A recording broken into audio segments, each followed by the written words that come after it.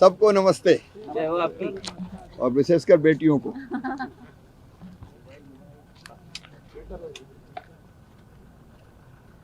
मित्रों, 18 में कई झूठे वादे करके जितने समझ में आए सब वचन पत्र में लिख दिए गए और जिन वादों को पूरा करने का वचन दे के सत्ता में आए उनमें से कोई पूरा नहीं किया। और यही सच मैं जनता के सामने उजागर करना चाहता हूं कि कांग्रेस झूठ बोलती है, कमलनाथ झूठ बोलते हैं, जो कहते हैं वो कभी नहीं करते और इसलिए एक भी सवाल का जवाब नहीं दिया। वो इधर उधर की बातें करके सवालों से बचते हैं, लेकिन जनता के बीच में सच उजागर करना हमारी ड्यूटी है। और इसलिए 2018 के वचन पत्र में कमलनाथ जी आपने लिखवाया था आधुनिक कृषि यंत्र जिनकी लागत 2 लाख रुपए तक है, उस पर 50% अनुदान दिया जाएगा। 1.25 साल में कितना अनुदान दिया ये तो बता दो कमलनाथ जी। एक ढेला नहीं दिया। अनुदान देना तो दूर की बात है, कई योजनाओं के अनुदान बंद कर दिए। और इसलिए मुझे पता है कि वो फिर ट्विटर की चिड़िया उड़ाएंगे।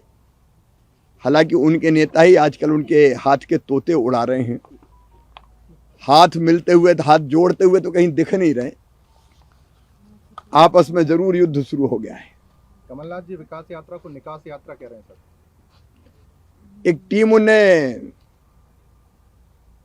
किराए पे बिठाई है, वो शब्दों का चयन करके और कुछ तो बनता नहीं है, तो खिसियानी बिल्ली की तरह विषय बदलने की कोशिश में शब्द ढूंढ लेते हैं और कह देते हैं। अब यही करेंगे और करेंगे। सर कमलनाथ ने कहा है कल प्रेस कॉन्फ्रेंस। अब मैंने वही कहा कि कोई लिख रहा है भाभी,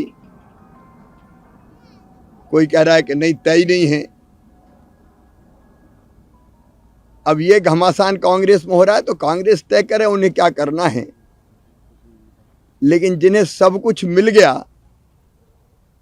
वो और कुछ पाने की लालसा में अभी भी झूठे वादे कर रहे हैं। सर, एक बहन ने आपको लाडला भैया कहा, एक बहन ने मौत हो चुकी है, आप उसके नहीं कुछ करेंगे?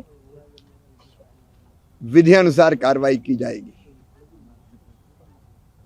लाडली बहना योजना केवल महज एक योजना नहीं है।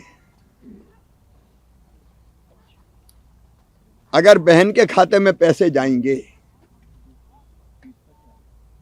तो उन पैसों को वो अपने परिवार के कल्याण में लगाएंगी।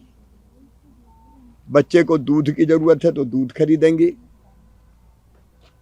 फल की जरूरत है, सब्जी की जरूरत है तो फल और सब्जी भी गरीब बहना के घर आएगा। और फल सब्जी दूध अगर आता है, ऐसी आवश्यक चीजें जो जरूरी है परिवार के पोषण के लिए, तो पोषण का स्तर भी सुधरेगा, स्वास्थ्य भी बेहतर होगा। महिला आज भी हमारे देश में, हमारे प्रदेश में परिवार की धुरी है। उसके मन में जितनी संवेदना होती है अपने बच्चों के लिए, अपने परिवार के लिए, और मैं तो ये कहूं कि मां के मन में जितनी संवेदना बेटा बेटियों के लिए होती, कई बार पिता के मन में नहीं होती। तो उसके पास ये पैसा होगा तो बच्चों को आगे बढ़ाने में लगाएगी। और इसलिए मैं मानता हूं कि ये योजना केवल एक साधारण योजना नहीं है। इससे परिवार स्वस्थ बनेगा, मजबूत बनेगा, सशक्त बनेगा। और परिवार सशक्त बनेगा तो समाज और प्रदेश सशक्त बनेगा। तो लाडली बहना योजना प्रदेश को मजबूत और सशक्त बनाएगी। इसका दूसरा पहलू आप देखिए, जब 1000 रुपया हर महीने बहन के खाते में आएगा तो उसमें तो आधी आबादी लगभग कवर हो रही है। तो 1000 रुपया लेके ये गांव की दुकान पे भी जाएगी, कोई फल खरीदेंगी, सब्जी खरीदेंगी, किराने का सामान खरीदेंगी, तो ग्रामीण अर्थव्यवस्था में एक बड़ा बदलाव होगा। हाथ ठेला वाले की भी बिक्री बढ़ जाएगी। फुटपाथ पर जो सामान कोई 5 रुपए का खरीदेंगे, कोई 10 रुपए का खरीदेंगे, कोई 50 रुपए का खरीदेंगे। तो हमारे जो छोटे छोटे व्यापार करने वाले लोग हैं, ये पैसा कम थोड़ी है, सब बहनों का मिला लो कितना होता है। तो ये प्रदेश की अर्थव्यवस्था में जाएगा और विशेषकर छोटे छोटे व्यापारियों की बिक्री बढ़ेगी तो ग्रामीण अर्थव्यवस्था या छोटे व्यापारियों की शहरी अर्थव्यवस्था भी मजबूत होगी। तो ये केवल बहनों की जिंदगी नहीं बदलेगा, ये हमारे छोटे व्यवसायियों की जिंदगी बदलने में भी सहायक होगा। ग्रामीण अर्थव्यवस्था को भी ये योजना मजबूत करेगी। आज ज्यादा हो गया। शेड्यूल में हो रहा है सर। देखिए, सिकल सेल एनीमिया एक ऐसी बीमारी है कि जिसकी तरफ सामान्य तौर पर सरकार का और समाज का ध्यान नहीं जाता। कैंसर हो, टीबी हो, उसकी तरफ ध्यान चला जाता है, लेकिन sickle cell anaemia silent killer की तरह आती है और वो जिस परिवार में आ गई उस परिवार को तबाह कर देती है।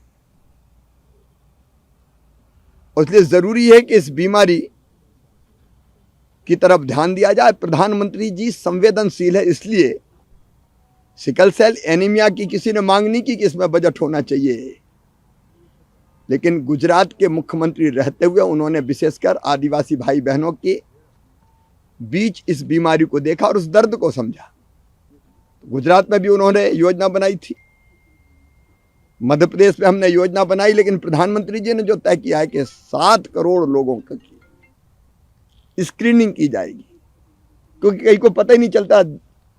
और कई बार जिनको सिकल सेल होता है, अगर उनकी शादी हो गई तो बच्चों की जिंदगी भी फिर इस बीमारी से ग्रसित होकर तकलीफ देह बन जाती है। और इसलिए स्क्रीनिंग का काम, बीमारी पहचानना और फिर उसके निदान का प्रयास करना, ये पीड़ित मानवता की बहुत बड़ी सेवा है। और इसलिए मैं माननीय प्रधानमंत्री जी को इसके लिए बहुत बहुत धन्यवाद देता हूं।